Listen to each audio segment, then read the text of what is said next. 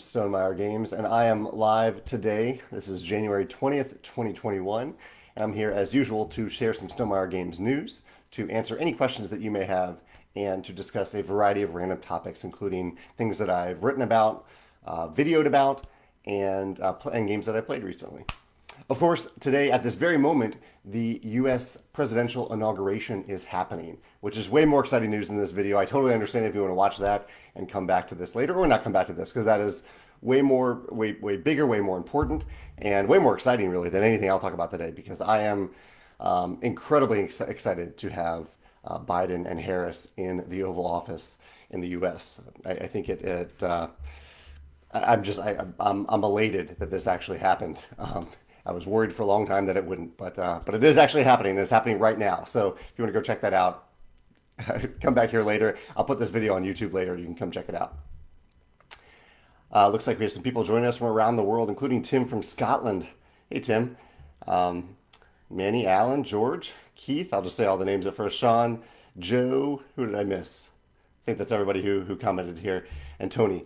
Thank you for joining me today, and anyone else who jumps in as I'm chatting about various topics today. I'll start out with chocolate of the day, because I have two fun boxes of chocolate to share today. One was given to me. This is from Kansas City, I believe. This is Andre's. You can kind of see that on the box. Andre's chocolate. And I've tried some of these. They're really good. I have chocolate almonds and some chocolate covered caramel. Really delicious. And then from Germany, our German partner, Frank Forland, sent me this box of chocolates that is more for eating at night, I believe, because many of them include alcohol. It's a beautiful box of chocolates all the way from Germany that Frank sent me. Thank you so much to Frank for sending this to me. I haven't tried any of these yet because a lot of them do have liqueurs in them, so they're more of a nighttime treat.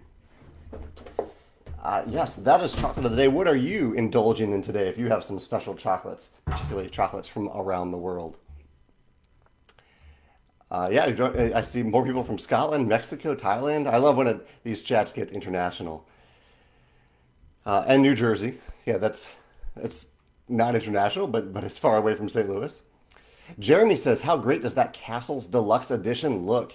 Yes, Jeremy, that was one of the things I wanted to mention today. As you all can probably tell, because I decided to publish a game called Between Two Castles of Mad King Ludwig in a small partnership with Bezier Games. I do absolutely love the game Castles of Mad King Ludwig, but among games that I truly love, I actually don't own it. And so I was super excited to see a new version go live on Kickstarter a couple days ago. I could have probably bought the standard edition, but I knew this version was coming up. And so I was one of the first backers on this campaign because I was incredibly excited to get it. I just backed at the core level, which itself was very expensive, but I can see that they're doing some cool things with the more expensive levels. But if you like, I don't know. It is a different game than Between Two Castles. If you like Between Two Castles, I think it's worth checking out. It is a different game. It has an economic aspect of I price you choose. That is one of my favorite mechanisms in games. So that's one of the things I really love about Castles of Mad King Ludwig. But if you also like the rewarding aspects of Between Two Castles, I think Castles of Mad King Ludwig is also a very rewarding game. In fact, I'm doing a top 10 list soon about rewarding games, and I want to make sure that that Ludwig is on there. Yeah, it is on there. Good. My notes list here. Yeah, so anyway, I'm super excited about that. I think that's the main thing that I'm backing on Kickstarter right now. Although, ironically, let's see if there's anything else new before I go on. I supported Darwin's Journey and the Dice Tower. I supported the Dice Tower as a person, not as a company, because Dice Tower, a lot of the games that I learn about but can't actually play, I learned from the Dice Tower. So I do support their network. The other thing I wanted to mention, though, ironic to me mentioning Kickstarter and getting things on Kickstarter, I wrote an article on Monday, not necessarily saying that it wasn't about going to Kickstarter or not going to Kickstarter, but basically I heard about a new game from Red Raven Games called Now or Never. Now or Never. It's in the Above and Below and Near and Far series of games, a series of games that I really love. I'm super excited to hear about Now and Never. And so I went to Board Game Geek to learn more about the game, and I found some people asking questions that just seemed a little baffling to me. Like there were questions along the lines of, so I basically Now or Never is not going to Kickstarter, and the questions were like, oh, since you're not going to Kickstarter, I guess we're not getting metal coins, are we? And I read this and I was like, I don't understand where these are coming from because metal coins or special upgrades or buying other games from the same publisher or getting region-friendly shipping, those are things that happen with Kickstarter projects often, but they're far from exclusive to Kickstarter. Any publisher can do those things. Any publisher can make metal coins and sell them through their website. Any publisher can offer fulfillment from around the world by selling on their website if they want to. Those things aren't inherently tied to Kickstarter. And so I wrote a blog entry about that, kind of asking, like, Kickstarter is so much work for creators. And Ryan Lockett from Red Raven Games replied to my a question that I had, and he pointed out that Kickstarter, he would rather focus sometimes, not on every project, but sometimes he'd rather just focus on the game design and the art and the storytelling and the world building, the things that he loves and does so well, and sometimes just not have to focus on the Kickstarter, not make a Kickstarter. And so I hope people remember that when you ask someone to those types of questions, insinuating that Kickstarter is the only way to go to release a new product, you're essentially asking someone to devote an incredible amount of time to something that they may not be super enthusiastic about, and they can do the same thing without using Kickstarter. Anyway, I'm going off here. Check out that blog entry if you want to see some thoughts about Kickstarter and some of the blurred lines, that the blurred reality, I call it in the post, that Kickstarter has created, I think, for consumers. Joshua says, have I ever had chocolate with Pop Rocks? He said, I just finished a chocolate orange with Pop Rocks my sister got me for Christmas. No, I haven't had that. That sounds like a kind of a trippy way to eat chocolate. Benjamin says, we still have some old Kentucky chocolates left over from Christmas. I'm guessing that's a bourbon or a whiskey style chocolate. Hamam says, can you provide some info on the viticulture expansion? I appreciate your curiosity about that, Hamam, but no, we're not going to. We usually, when we announce a new product, that's when I will start talking about it. So yes, I have hinted at, I've said that we are making a new viticulture expansion, but I don't know the timeline exactly. And I'll talk about it when we actually do the kind of the official announcement for the name of it and the box and all that stuff. But I appreciate your curiosity in the meantime. It's going to be a while though. Let's see. Corey says, did I see that Darwin's Journey Kickstarter is right under $814,000? That's awesome. No, I haven't been tracking the money on a day-to-day basis, but I'm glad to see it's doing so well, and I'm just excited to get a copy of it. It looks like a cool game. Casey says, so Tantrum House may have mentioned expecting to receive a prototype of Project Gold soon in their most anticipated games of 2021. Do you have an estimated release date yet? Casey, I'll say yes. Tantrum House is one of the reviewers who is receiving an advanced copy of our new game. As for the dates, no, I'll announce them when I announce them. But I can say, I guess I can say that we will I'll start talking about it on February 3rd. So February 3rd in 2 weeks. In our e-newsletter and on the Facebook live chat, I will start talking about our new game. I'll answer a few more questions and jump over to my topics. Most of my topics are fun right now. Most aren't related all that much to Stonemaier games. Carlos says that he says, I was playing the computer game Civilization 6 and I was stuck for a while because I was not producing a resource that I needed, so I had to look for a trade.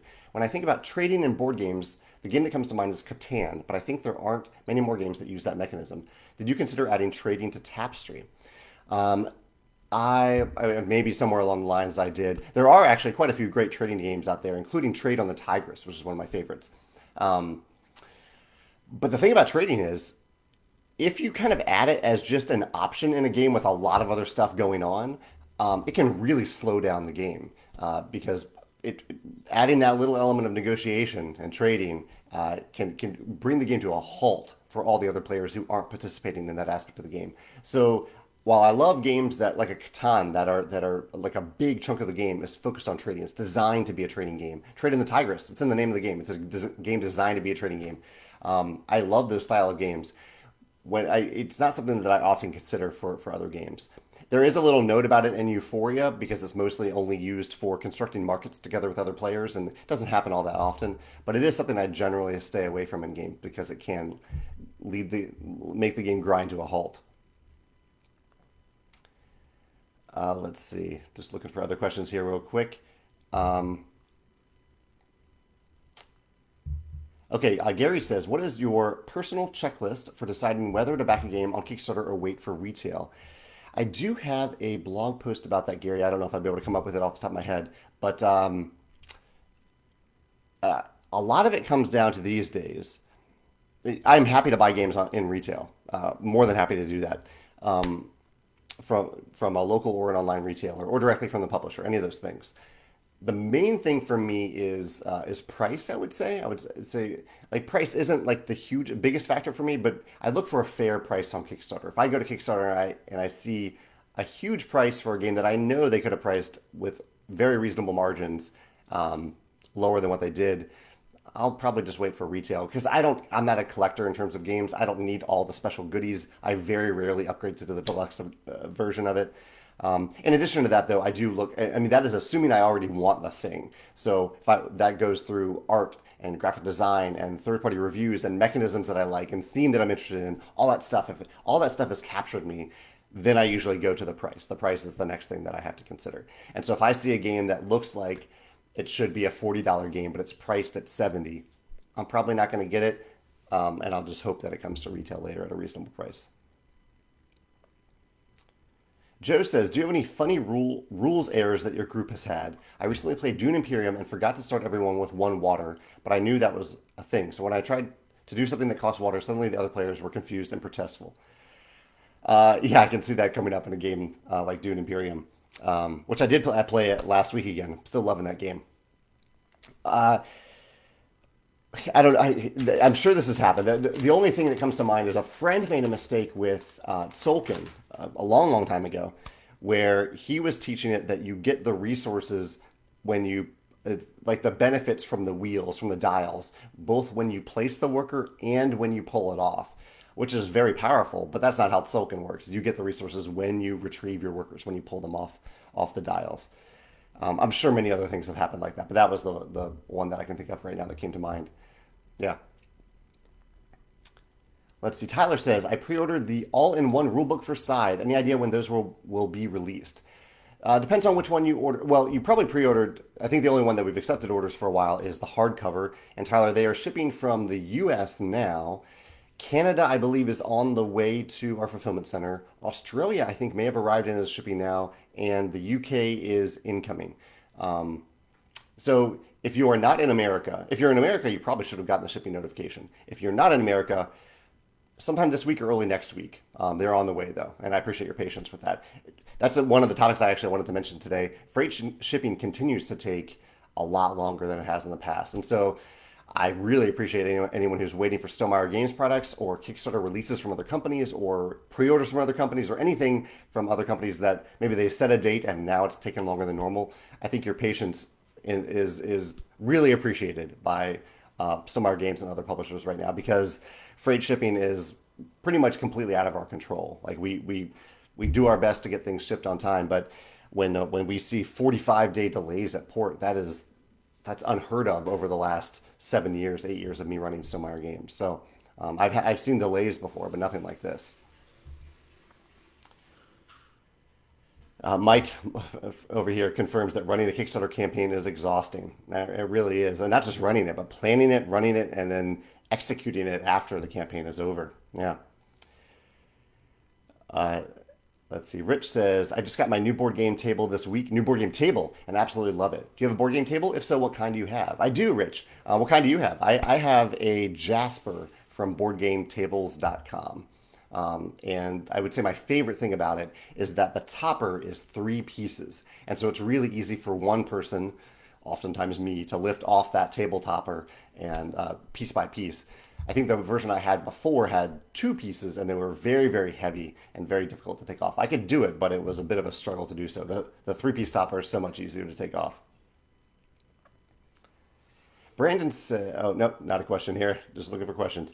JJ says, any news about Codename Gold? Yeah, I did say a few minutes ago, JJ, maybe I'm behind on the comments, that I will start talking about Codename Gold on February 3rd.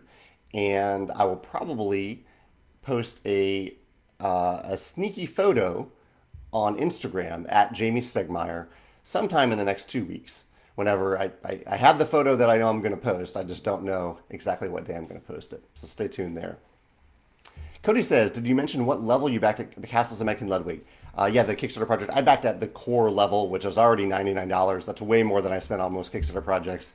I'm intrigued by all the fancy stuff, like the jumbo size stuff, but I'm not going to spend, I don't think I've ever spent more than $100 on a game. So even as much as I love this game, I'm happy to get just the stuff that's in the core game. The metal coins do look beautiful, but I have plenty of metal coins. Joe asked if I watched WandaVision yet. Yeah, Megan and I did watch WandaVision last night. I'm looking at her over here because it was different. It was not what we expected from a Marvel themed show. We can tell there's something happening. We don't know what it is yet. You know, there's some mystery going on. We're supposed to wonder certain things. I don't want to say anything out loud in case I spoil it. But it is intriguing so far. If it continues like this, it'll be a tough show to watch for a long time. But as a few episodes, it is a clever. It's what they are doing so far is clever, and I look forward to the twists and the reveals that come in the future. Let's see. Any news on the digital version of Tapestry? You know, I haven't heard any news from Tim recently, but I don't really. I trust him that progress is being made. I don't really bug him or micromanage him about that. So I don't have any news about it, but I assume it's still moving forward well. Let me jump over to my topics real quick. Some things that I played. I have some things to show you. I recently finished. We finished watching The Queen's Gambit on Netflix, and so I wanted to play a game of chess. And lo and behold, Megan does have a chess set, and so we played Super Mario Chess in this beautiful chess set. We also played the new expansion to Clank Adventuring Party, and after we played it, I filmed a video on my top 10 favorite expansions. That'll come out in a few weeks. I do have a previous video about that, but it definitely needed updating, and so we'll see if this expansion, which I had a great time with, I played Whiskers the Cat. It's an asymmetric expansion. We'll see if that makes it into the video. I also did a video this past weekend about variable turn quantities. So games where typically you get a bunch of resources and the number of turns you take each round depends on how effectively you spend those resources. With classic examples being like Terra Mystica. Yeah, Terra Mystica. Terraforming Mars does it. Isle of Cats does it. Clans of Caledonia does it. Games like that. Other games I played recently, I played Otrio, another abstract game like chess. Not like chess, but it is an abstract game. I played Project L, kind of another, it must have been an abstract game weekend. Played Project L with Megan, and I played Luxor, I played Dune Imperium, I played Seven Wonders Duel, I played Caravan, a lot of games played in the last week, and probably the biggest one that I played was Blood on the Clock Tower. A fellow Instagrammer, Carly, invited me to join a game of Blood on the Clock Tower, which is kind of a large group bluffing deduction game. And I played it over Discord with a group of people from, I think, around the U.S., maybe around the world, and had a lot of fun with it.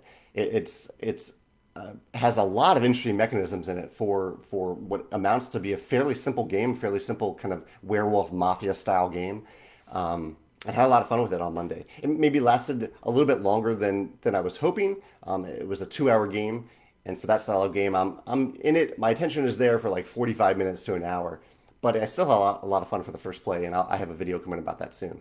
So it was particularly interesting because due to lockdowns and not getting together with friends to play games for almost a year now, I definitely have not played any game that is anywhere similar to like a large group deduction bluffing game. So it was fun to experience that online, given that I can't do that in person right now. That was a long spiel about games that I've played recently. I do have a few, I have a few other little things that I'll mention after this video. Arafat is joining us from Bangladesh. He says, as a publisher, would you be interested in making games more available and affordable on this side of the world? Bangladesh, India, Sri Lanka. As a board game enthusiast, I would love to have an active community around here and want to work around this hobby. Yeah, absolutely. Yeah, we actually do have a distributor in India. I'm not sure if they serve Bangladesh, Pakistan, Sri Lanka, other areas like that, but I know they are in India. So we are always looking for great distributors to sell our games. A distributor sells games to retailers in your area. There's also retailers. We have a few retailers that we sell directly to if there isn't a distributor in their area. But yeah, absolutely, yeah. And we do ship worldwide too, but I know shipping is very expensive if you were to buy from us. We would probably ship to you from the US, given where you are. We have fulfillment centers in the US, Canada, Australia, and the UK. Let's see. Dusty runs a channel that's focused on Stonemaier games called The Mill, and Dusty says here that he's just sitting here enjoying catching the chat live and always appreciating your art. Your last several live streams have been dynamite. Oh, thank you, Dusty. I appreciate that. Yeah, I really appreciate what you're saying here, Dusty. Um, yeah, thank you. That made my day. Oh no, or maybe you're talking to Chad. I think you're talking to Chad. I've just accepted a compliment that's not mine at all. Does Chad do live streams too? Chad, what are your live streams? Let's see. Um, Haman mentioned Board Game Co. as a company that does great videos on the value of Kickstarter games, and I agree. Yeah, totally. I have subscribed to Board Game Co. for a while. Great channel.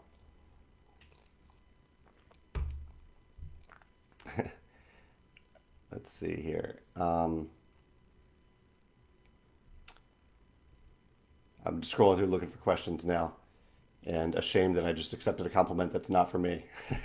Keith says, I'm torn between buying Coffee Roaster and K2 as a solo game. Which would you recommend and why? You know, Keith, I haven't played K2 or Coffee Roaster, and I don't play many games solo. So that's a great question for anyone who wants to answer that. If you play K2 and Coffee Roaster, which would you buy as a solo game? But it's not one that I can really answer. Chad says, what did I think was going to be the most difficult part of opening and starting Stonemaier games? What ended up being the most difficult part? Um, well, when I started it, I mean, it was just one game. It was just viticulture, and I didn't know if it was actually going to be a company or if it was just going to be one game. Um, the most difficult part I thought it was going to be the money. If we were going to be able to have enough money to put good art and graphic design in the game and to actually produce it. Money was the big roadblock back then. What has ended up being the most difficult part? Probably time.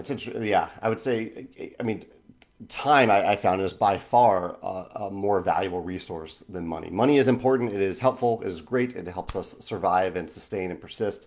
But time is much more precious to me. I wouldn't say it's necessarily difficult, but more precious, given this how I've answered this question. Yeah, it's funny how things change like that after you get in the midst of it.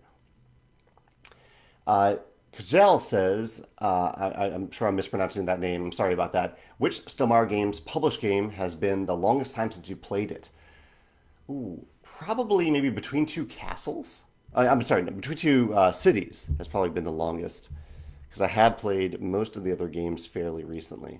And I'm kind of hoping that we play Tapestry this weekend. I've been itching to play Tapestry. But all the other ones, yeah. And nothing against Between Two Cities. It's just one it's a great game to introduce to new gamers, but it's pretty rare that I play games with new gamers, especially since it's pretty rare that I play games with anybody these days in person. Let's see. Joe asked about Carnegie on Kickstarter. I need to check that out on Board Game Arena, and I think that's great that they got it on Board Game Arena at the same time as the Kickstarter campaign, so people could check it out in both places. But I have not backed it or researched it all that much. So let's see how it's doing on Kickstarter. 39,000. It hasn't quite funded yet, but it's getting close. Cody says, in regards to the Jasper game table, if used as a dinner table with the topper, are the junctions between the topper pieces waterproof? Like if a drink spilled, would it drip leak onto the gaming surface underneath? I think it probably would.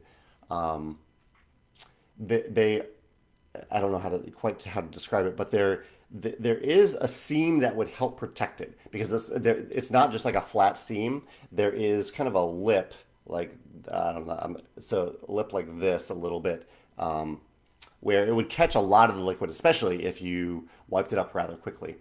But if you just left the water sitting there, yeah, it would probably drip down eventually. But it wouldn't go directly in because it is not just a blank seam that would go straight down. Yeah.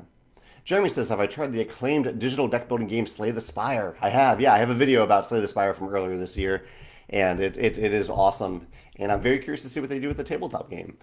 Um, I think it'll be tough to pull off, but yeah, I'm curious about that. Joe says he got a Kickstarter copy of Euphoria about a year ago. Finally got it to the table last week for the Euphoria release anniversary. Yeah, thank you for doing that. Last week was the release anniversary for Euphoria, and Joe said he really played it. Yeah, thank you for doing that. I'm glad that was a good reason to get it to the table. Aubrey asked, "How are Biddy and Walter?" Well, you can see Biddy back there. Biddy is doing well, getting some much needed sleep, and Walter is probably also sleeping too. Walter, yeah, Walter was a feisty boy today, but And Biddy has been a little bit fussy, but I think they're doing well. Thanks for asking about them. I think I had one other related topic that I wanted to talk about, related to something somebody just said. Oh, this week we're working on our web store. So we're trying to make our web store more friendly for different regions and to have inventory for specific regions. So if you're in Australia, right now, if you go buy a product from our web store, you pay in US dollars. You see the prices in US dollars, even though we're shipping from Australia. But we also just have all our inventory in Shopify all in one big place. So if we have like 1,000 copies of Wingspan, even though we have like 20 in Australia and 50 in the UK and 100 in Canada and whatever that leaves us, 800 so in the US, it just looks like 100 in the system. And so it can lead to some problems at times where someone in Australia, again, might buy a copy of Wingspan even though it isn't actually in stock in Australia, but Shopify doesn't know that. Anyway, we're trying to break our web store down into different segments. It's a daunting task. Our web designer is working on it, and it'll be a daunting task to update on an ongoing basis because now we'll have to update every product 4 different times whenever we make a change, which I'm not really looking forward to that part of it. But we're hoping to find some ways to sync those different products. But anyway, we're working on that to make a better web store experience for anyone who wants to buy directly from us. And I'm also experimenting with some different types of sales this year. So um, I don't know. Make sure that you're getting emails from Samara Games because we are doing some fun sales this year. I don't want to give anything away, but we are doing one this week. You might have gotten a notification about that. But I would say the key is to pay attention. Pay attention to your email from whether you've bought a product from us in the past, whether you subscribe to our e-newsletter, whether you get a survey on our e-newsletter. Respond to that survey because you might get a special sale in the future as the result of filling out that survey. Stuff like that. I have a few other fun little topics, and then I'll come back. Let's see. Okay, Tim. Is still here, the developer of Tapestry Digital. He says it's Tapestry Digital is coming along well. He says there was a dev update just before Christmas, which he's right, and there's another one coming within the next 7 to 10 days. Yeah, I think he usually posts something about every month, unless there's something big and exciting to share. But if you check out, Dusty was on here earlier, Dusty from the Mill. If you check out the Mill, you can actually see a sneak preview of what the digital game is going to look like in kind of a pre-alpha phase. He got a very small sneak peek at what the game looks like. Oh, this is cool. Matthew says the Queen's Gambit is great, and chess.com has a Beth Harmon AI at various ages that you can play against, which was a brilliant idea on their part. That is really, really clever. Yeah, I kind of want to play against the Beth Harmon AI now and just get crushed. I might do that after this video if I can. That's awesome. Okay, Dusty confirms that the Jasper is not waterproof. Yeah. And he says it's not going to protect anything beneath a junction in the event of a spill. Yeah, I think that's definitely a fair answer for the Jasper. Timotep says, have I tried Onitama? Yes, I think once or twice, maybe twice. Yeah, I played Onitama a few times.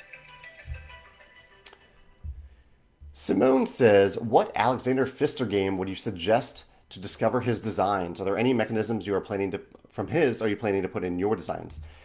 I would say my favorite Alexander Pfister game.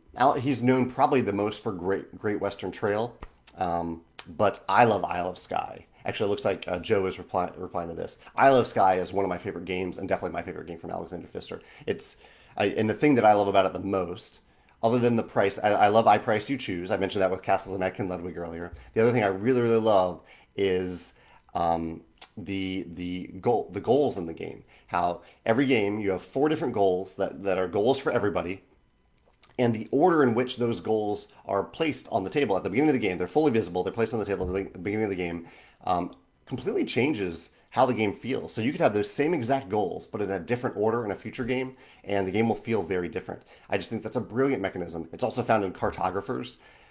Yeah, really, really cool mechanism. Oh, Chad, okay, Chad clarified that he streams his artwork. Uh, yeah, thank you for clarifying, Chad. That's awesome that you stream your artwork and share that with people. And Dusty also now gave me a compliment now that I've asked for one and embarrassed myself by confusing me for a compliment that he gave to Chad. But thank you, Dusty. I appreciate that too. You're doing awesome work too at the Mill. Matthias says, I noticed a lot of similarities between Tapestry and another Civ game called BIOS Origins. Both have 4 tracks for things like industry or science, abstract mechanisms, tech cards, spans over great periods of times. Were you aware of this game before Tapestry? I don't think I've even heard of BIOS Origins. But maybe I need to check it out. Yeah, thank you for that recommendation. I I feel like a friend may have mentioned it at some point, but I know nothing about that game. So I apparently need to learn more about it. Yeah, thanks for the recommendation. Tim asked me, I think you're asking me this, do I need to get an antivirus software? I don't know if I'm the answer for that, the person to answer that, Tim. I would say yes, unless you have Windows Defender. I've heard that Windows Defender does a pretty good job, but you can also buy a separate antivirus software if you need to. Jennifer confirms that Carnegie, she enjoyed her experience of Carnegie on Board Game Arena. John says, how important is lore or story to you when you're designing a game? Does it depend on the theme? I would say it does depend on the theme. I have found the more I publish, the more I design, the more I am interested in lore and world building. And in fact, that was kind of the case very early on too with Euphoria. Um, but it does depend on the theme too. Like in Tapestry, I actually intentionally stayed away from lore and world building because I wanted to give players kind of a template, a foundation, a platform on which they can build their own history. So it was important for me to leave that out of Tapestry. So it really does depend on the game. Dusty says, if I could retheme any one Stonemaier game with another theme from a different Stonemaier game, what would it be? This question is inspired by Plan B seeming to apply Gollum Edition to games beyond Century Spice Road. I'll answer this just for like what I think would be the most fun for Jamie as a gamer, not for Jamie as a publisher. Because if I'm answering for Jamie as a publisher, it might depend on sales and marketing, things like that. But what theme would I think? So if I could retheme any one Stonemaier game with another theme from a different Stonemaier game, what would it be? Uh, hmm. What would it be? So I love the Euphoria theme, and I love the art from Jackie Davis. So it would be interesting to add the Euphoria theme to maybe Charterstone or maybe a non-worker placement game. Um, I don't know, hard to say. And I love like the engine building in Wingspan. I love the abundance of cards in Wingspan. So maybe take the recruits from Euphoria and put them in Wingspan as cards that you're activating in card rows, like in Wingspan. That might be fun. Um, yeah, I'll say that either of those. I apply the Euphoria theme to maybe Charterstone or Wingspan.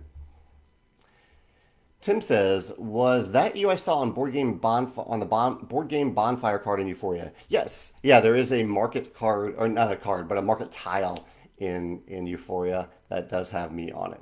I sometimes sneak myself into my games. Gerald says, "Now that the UK is out, what country are you going to use to fulfill future EU orders? Is it Ireland?" No, we'll continue to work with Spiral Galaxy in the UK. The only thing that will change is that we will pay duties. We will prepay duties for any orders from outside the UK, so that customers don't have to pay that extra amount. So I think really the only change that will happen, well, really there's no change for customers that aren't in the UK because we're taking on that extra cost so that you don't have to. But everything else will stay the same. It'll still ship out of the UK as normal. I guess it's possible shipments will take slightly longer, but I don't see why that would really be the case other than COVID. But no, I don't think that would be related to Brexit.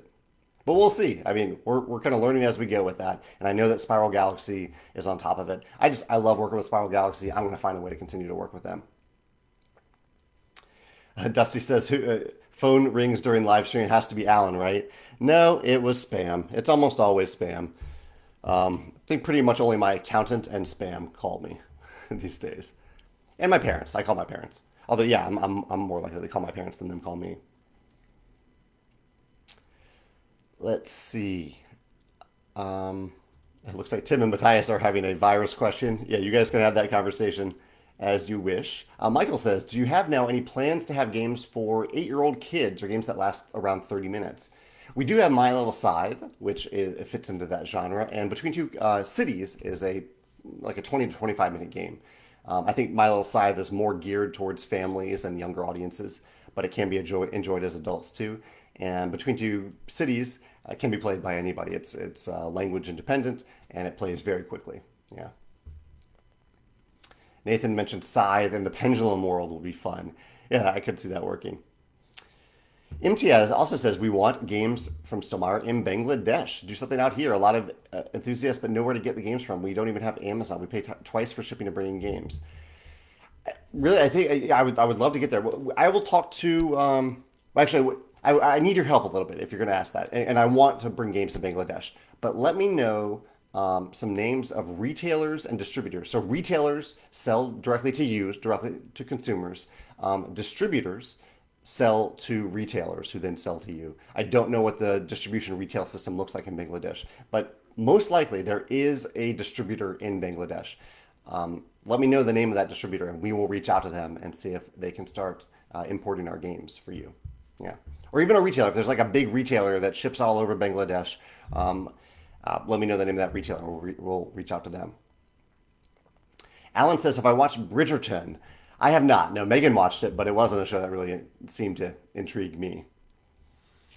Some other blog. So I talked about the one blog post, the one video. I also did a video about Kingdom Builder. Yeah, I played Kingdom Builder a couple times now on Board Game Arena, most recently in person a few times, and I did a video about that for the first time the other day. I also filmed a video about chess, and I did a video about One Deck Dungeon, a great solo.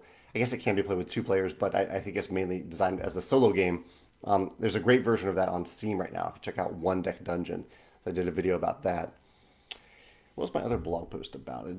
Oh yeah, I think those are the main blog posts I did recently. Alan said, oh, let's see. I don't want to miss any questions here. Alan says, do I have a favorite president? Favorite U.S. president, I'm assuming?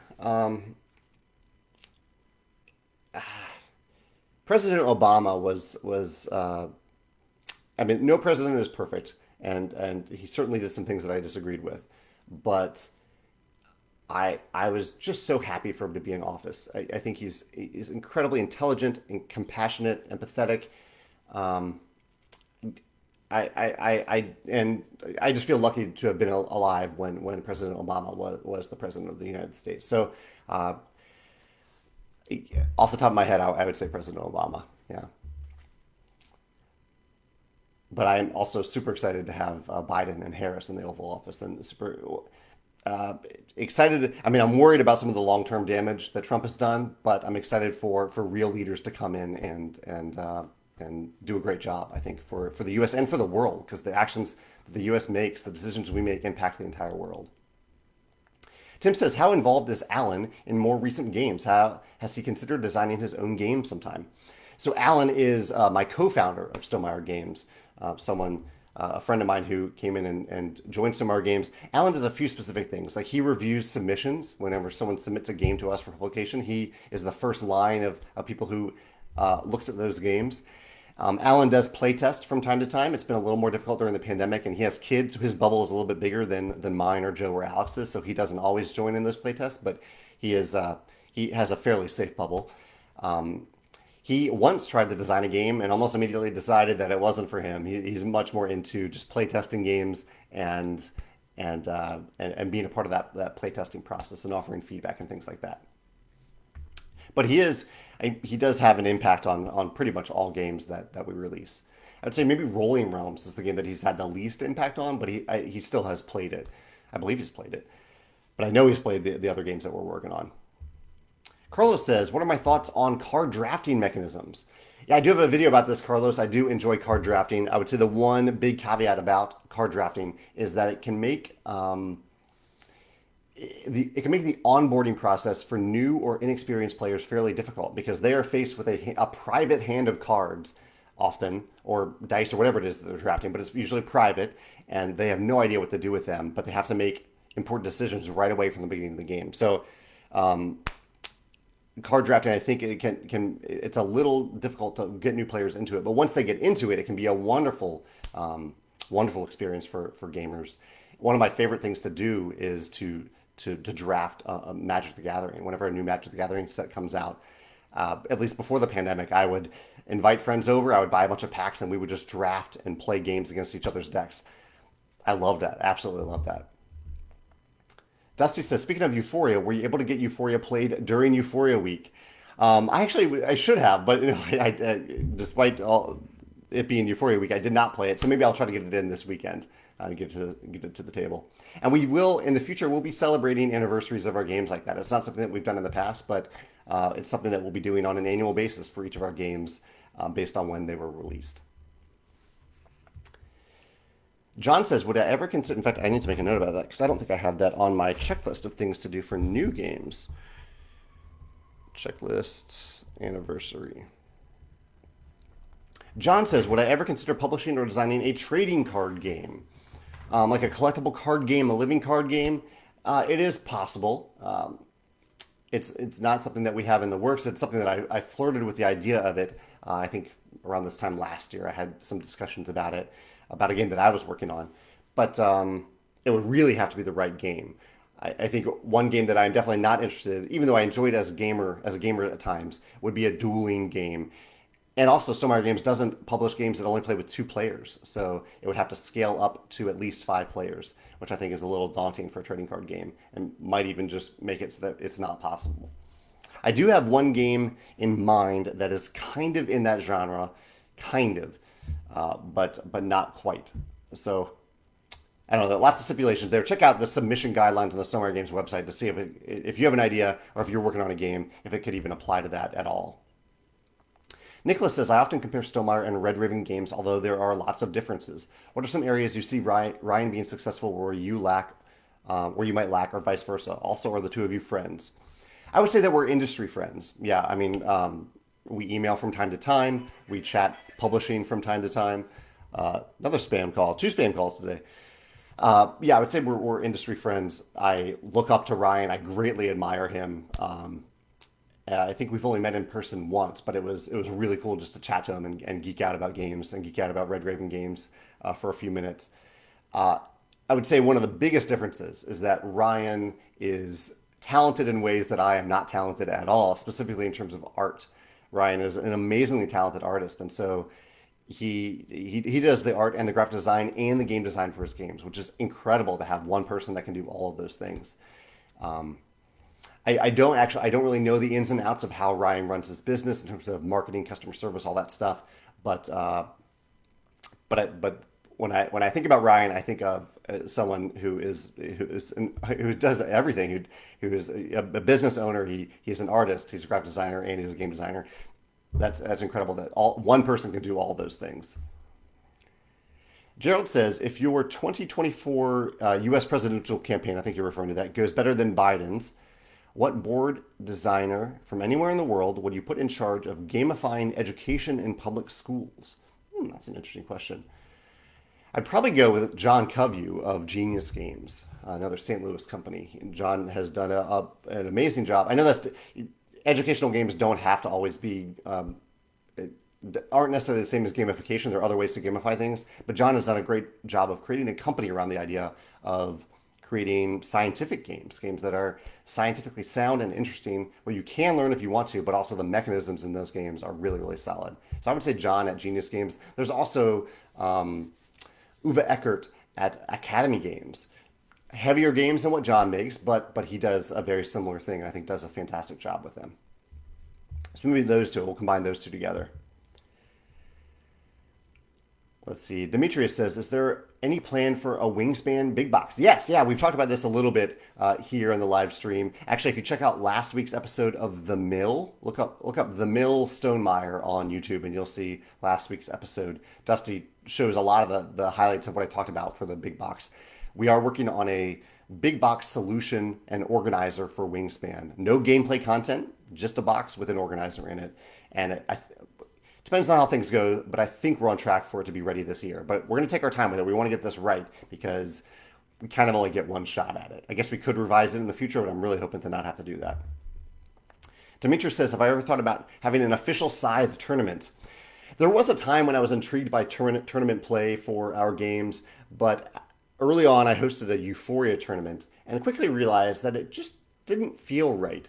I'm totally fine with anyone who wants to host a tournament for our games, and I think there are online tournaments for Scythe and other games that are run, but it's just not kind of in the official ethos of Stonemaier Games. Our mission is to bring joy to tabletops worldwide, and the competitive nature of tournaments doesn't always end up bringing joy, and so it's something that we haven't pursued officially. And so we do have like tournament guidelines for some of our games on our website, including Scythe, but it isn't something that we'll run officially.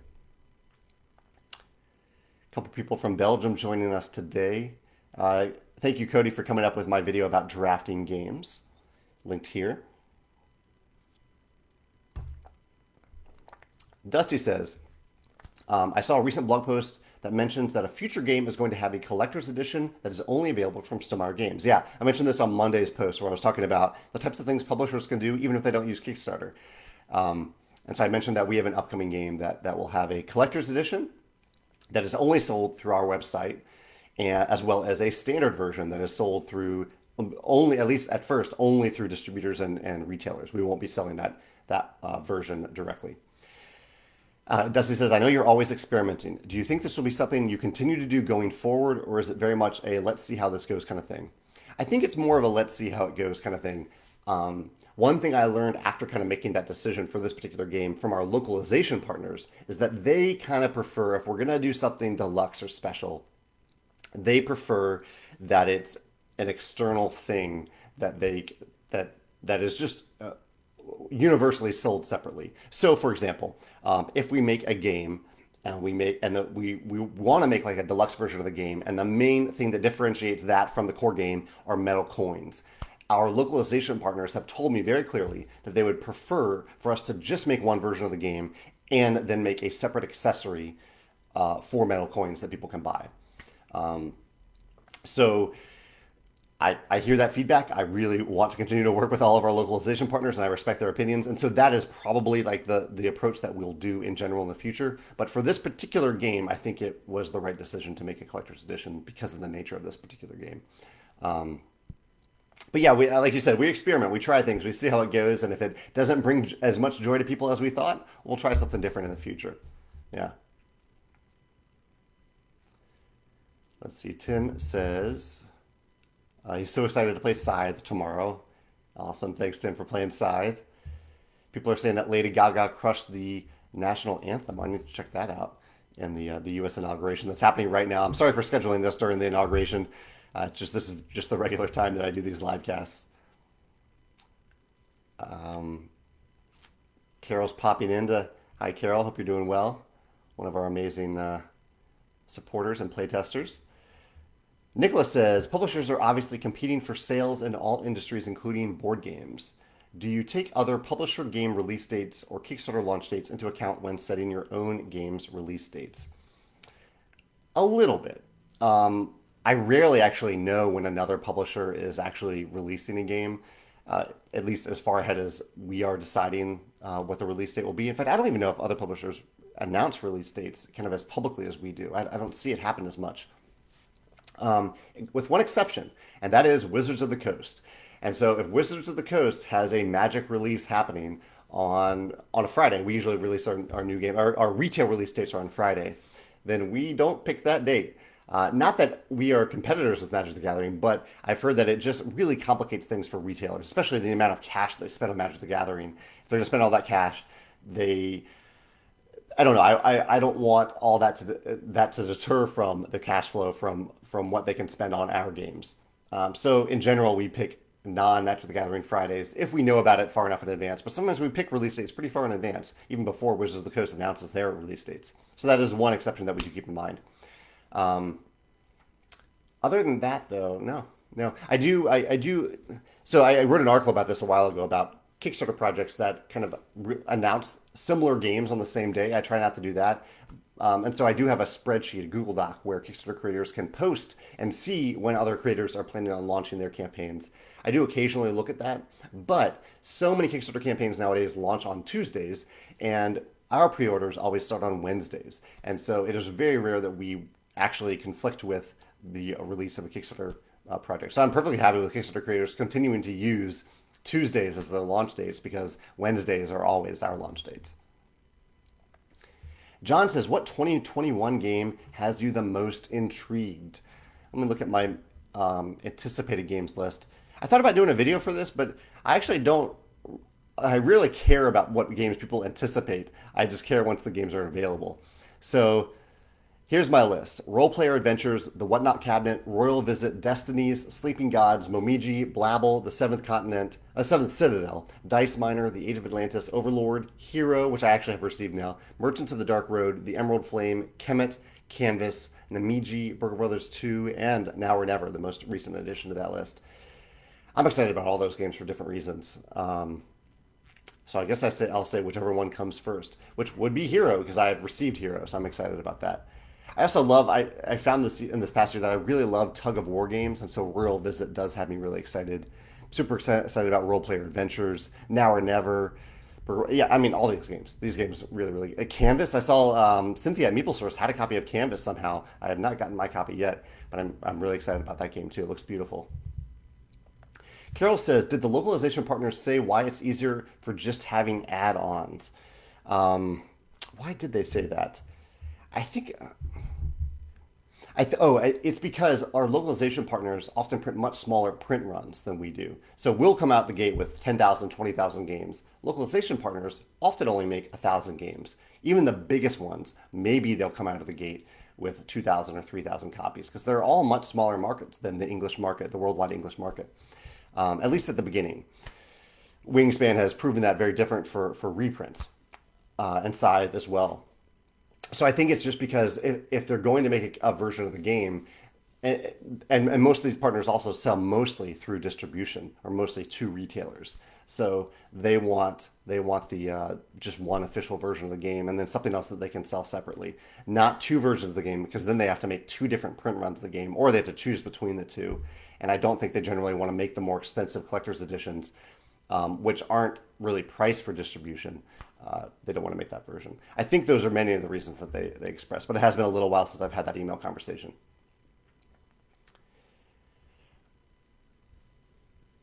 Let's see. Just looking for the last few questions here. I think I've covered all of my topics. Andrew says, who's the biggest celebrity you've ever met? Who is the biggest celebrity that I've ever met? Like actual, like someone that I've met in person. I don't know if I have met any. I'm probably blanking on some. Oh, no, that doesn't quite count. I'll just name some that come to mind. I'm sure there are some that are bigger than this. I've met a few authors. I met Lois Lowry when I was a kid. I met Brian Jacques, the author of Redwall. I had lunch with him when I was a kid. Um, I haven't actually met him, but I went to a reading with Patrick Rothfuss. I heard him read, but I didn't really meet him. Um, so authors are probably the biggest ones. I can't think of. I'm sure there's some like maybe there's a movie star or a musician that I've met who made it big or who was big when I met them, but I can't think of anything offhand. Yeah. What about any of you listening? Who's the biggest celebrity that you've ever met in person? Michael says that he just picked up Between Two Cities and My Little Scythe. Oh, you picked up. Oh, thank you, Michael, for taking those recommendations right away. I appreciate that. I hope they work out. George says, if I played Detective City of Angels, I have not played that. No. Would you recommend it? Paul says, how many copies of Wingspan have been sold now in all languages? I think we're up around 600,000 units at this point. Yeah, it's always kind of knowing the exact number is a little difficult depending on whether or not the games have arrived or actually been sold. But yeah, I think it's around 600,000. Michaela says, is that Walter or Biddy on the chair behind you? That is Biddy on the chair behind me. Both Walter and Biddy actually appear on Instagram today. If you check out Instagram at Jamie Stegmeyer, I played Clank Adventuring Party as the cat, as Whiskers. There are roles in this, and I took some photos with the cards with Biddy and Walter while playing that game. Carol says, it's official now. Biden has been sworn in, and we have a new president and the first female vice president, which I'm incredibly excited about. Yeah, that's awesome. Dusty says, maybe I missed it on Instagram, but you recently celebrated a birthday and an adoption anniversary, adoption day. I know in the past you've donated blood on your birthday. Were you able to do so this year? I appreciate you asking about that, Dusty. Yeah, my birthday tradition, I don't really announce my birthday. I don't talk about it. It's not on Facebook. It's not something I go into. It's not a big thing for me, but I have tried every year to donate blood on my birthday and on my half birthday. But perhaps unreasonably so, I'm honestly a little worried about doing that during COVID. So if anyone wants to assure me that it is actually completely safe to do during COVID, I'm guessing it actually is. I'm sure they're very careful about it. But I haven't gone indoors in public spaces really at all if I can avoid it during COVID. So, given that I don't know, it's a tough decision because I can say I don't need to do that, but it is something that I've done for almost 10 years now. On my birthday and half birthday, I've gone and donated blood so I can help other people. That's how I celebrate my life by hoping my blood can help other people. So it is. I'm honestly a little ashamed that I haven't done it I didn't do it at my half birthday last year, and I didn't do it a couple weeks ago. So I need to think about that and maybe make some choices about doing that. Maybe find a safe way to do so. Yeah. Patrick says that he met Shaq. Oh yeah. Athletes. Have I met any famous athletes? Again, not that I can think of. Yeah. Kevin met William Shatner. Joe says he got viticulture for his birthday and Scythe will be here tomorrow. Awesome. Some Stonemaier stuff for you, Joe. He says, any advice for our first play of Scythe at 2 players? Nothing specific for 2 players. I mean, the thing that I mentioned, I guess in general for Scythe for 2 players is that you have the choice in Scythe as to how much you want to interact with your opponents. And so I would probably recommend actually for the first game that that you stay away from your opponents. You just focus on learning the game, taking actions, engine building. And if at the end of the game you want to jump across the board using tunnels or special abilities for combat, so you can see how combat works, feel free to do so. But yeah, I would kind of recommend that. I would also recommend joining, if you haven't already, the Scythe Facebook group. If you have any questions as you're playing, that group can answer immediately. They're very, very helpful in that group. And I'm part of that group too, but I rarely answer the questions nowadays because people are so quick to answer. They know the rules so well. And if you haven't already, I would recommend Rodney Smith's Watch It Played video. He does a great job of explaining the rules. If you want to watch that and then read the rules, you can definitely do so. I hope you have fun.